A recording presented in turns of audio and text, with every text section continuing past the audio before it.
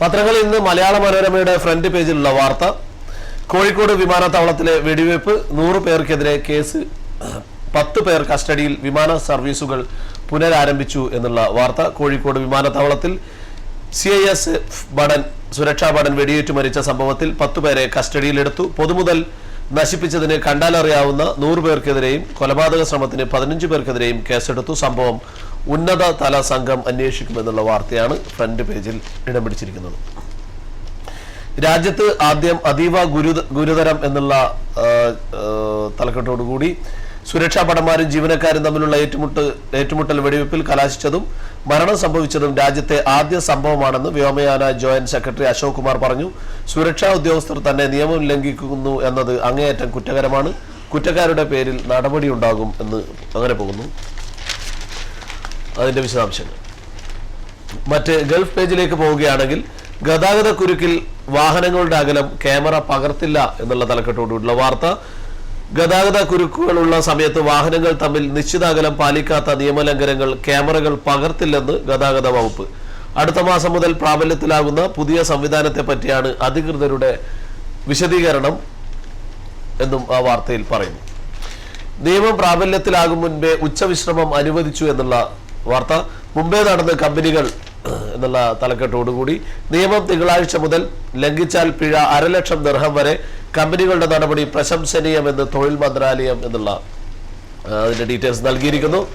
തൊഴിൽ സമയത്തിലും മാറ്റം. പുണ്യമാസം പടിവാതിക്കൽ എത്തി നിൽക്കെ റമസാനിലെ തൊഴിൽ സമയത്തിലും കമ്പനികൾ മാറ്റം വരുത്തിയിട്ടുണ്ട്.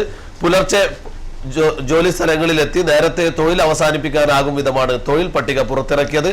രാവിലെ 5 മുതൽ ഉച്ചയ്ക്ക് 12 വരെയാണ് മിക്ക കമ്പനികളും ജോലി സമയം ക്രമീകരിച്ചത്. നോമ്പെടുക്കുന്ന തൊഴിലാളികൾക്ക് പ്രയാസകരമില്ലാത്ത തൊഴിൽ സമയമാണിതെന്ന് അധികൃതർ ചൂണ്ടിക്കാട്ടി.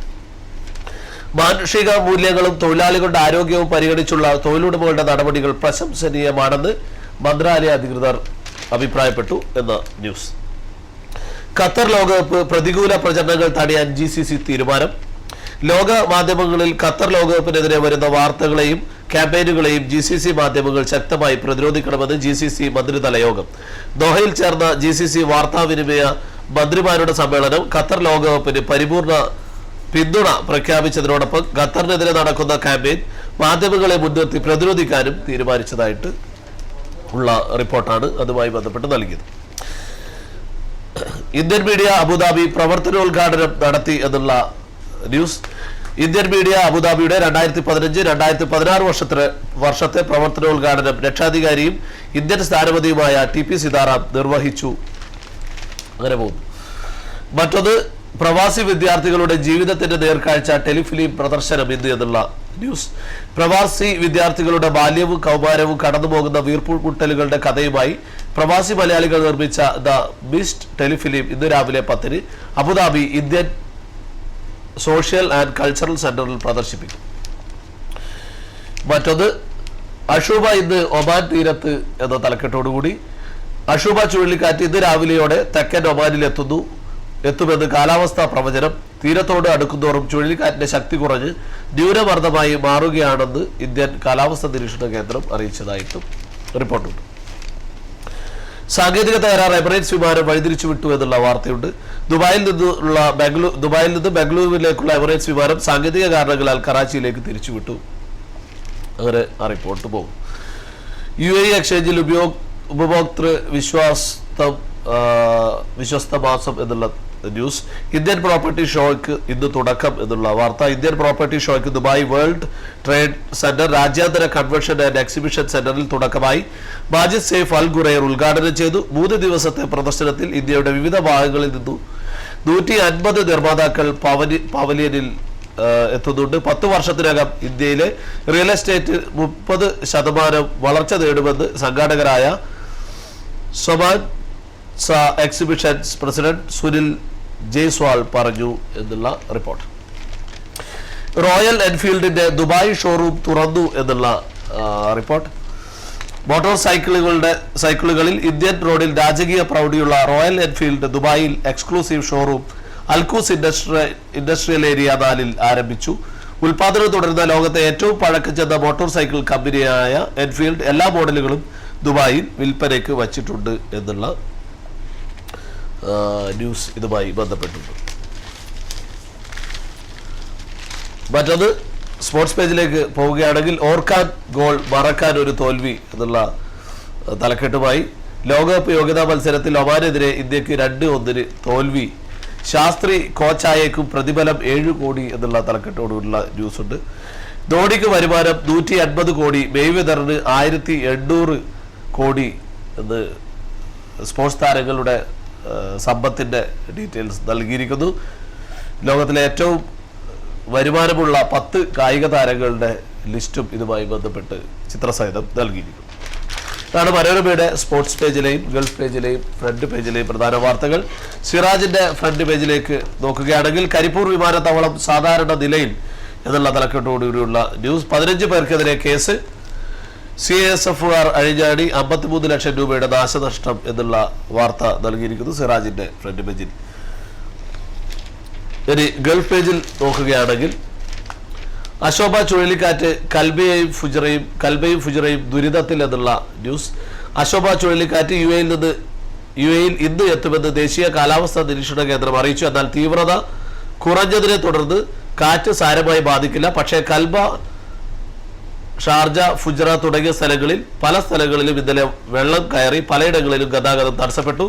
ഫുജറയിലും ഷാർജയിലും സുരക്ഷാ ഉദ്യോഗസ്ഥർ രംഗത്തിറങ്ങിയതായി Abu Dhabi police central operation director general brigadier Hussein Ahmed Al Harisi അറിയിച്ചതായിട്ടും ആ റിപ്പോർട്ട് പറയുന്നു.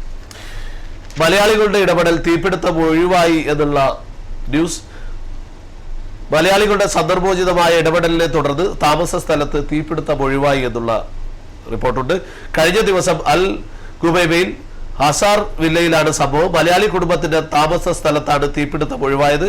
ഭക്ഷണം പാകം ചെയ്യുന്നതിനിടെ വീട്ടുകാർ പുറത്തിറങ്ങിയപ്പോൾ വാതിൽ താനെ അടയുകയായിരുന്നു. എന്നാൽ തുറക്കാൻ കഴിഞ്ഞില്ല. ശ്രമങ്ങൾ ഏറെ നടത്തിയെങ്കിലും വിഫലമാവുകയായിരുന്നു. ഇതിനിടെ സംഭവം ശ്രദ്ധയിൽപ്പെട്ട സമീപത്തെ താമസക്കാരായ മലയാളികൾ കുതിച്ചെത്തി ഏറെ പണിപെട്ട് വാതിൽ തുറക്കുകയായിരുന്നു. അപ്പോഴേക്കും അടുപ്പിൽ നിന്നും പുകയുയർന്നുകൊണ്ടിരുന്നു. പാത്രങ്ങളും ചെറിയ തോതിൽ കരിഞ്ഞിരുന്നു. ഇരുമ്പ് വാതിലായതിനാലാണ് എളുപ്പം തുറക്കാൻ സാധിക്കാതിരുന്നതെന്ന് നേതൃത്വം നൽകിയ മലയാളി യുവാവ് പറഞ്ഞു എന്നുള്ള റിപ്പോർട്ട്. ഇന്ത്യൻ പ്രോപ്പർട്ടി ഷോയ്ക്ക് ഉജ്ജ്വല തുടക്കം എന്നുള്ള ന്യൂസ് ഉണ്ട്. കടക്കണിയിൽപ്പെട്ട കൊല്ലം സ്വദേശിക്ക് സൗജന്യ നിയമസഹായം തുണയായി എന്നുള്ള റിപ്പോർട്ട്. ക്രെഡിറ്റ് കാർഡിലെ പണമടക്കാൻ നിവൃത്തിയില്ലാതായിരുന്ന കൊല്ലം പാരിപ്പള്ളി സ്വദേശി രാധാകൃഷ്ണന് നിയമസഹായം. 2007 ദുബായിലെ ഒരു സ്വകാര്യ ഫർണിച്ചർ ഫാക്ടറിയിൽ ജോലി നോക്കിയിരുന്നപ്പോഴാണ് ദുബായിലെ സ്വകാര്യ ബാങ്കിൽ നിന്ന് ക്രെഡിറ്റ് കാർഡ് എടുക്കുന്നത്. കൃത്യമായി തവണകൾ അടച്ചു വന്നിരുന്നു. ഈ അവസരത്തിൽ തൊഴിൽ നഷ്ടപ്പെടുകയും നാട്ടിലേക്ക് മടങ്ങുകയും ചെയ്തു. 2012 അജ്മാനിലെ മറ്റൊരു സ്വകാര്യ സ്ഥാപനത്തിൽ തുച്ഛമായ വേതനത്തിന് ജോലിയിൽ പ്രവേശിച്ചു. ഈ അവസരത്തിൽ ബാങ്കിൽ നിന്നും നിരന്തരം ഫോൺ കോളുകൾ വന്നു. അങ്ങനെ പോകുന്നു ആ വാർത്തയുടെ ഡീറ്റെയിൽസ്. സൂര്യാഘാതം ബോധവൽക്കരണം 2000-ൽ പരം തൊഴിലാളികൾ പങ്കെടുത്തു എന്നുള്ള വാർത്ത.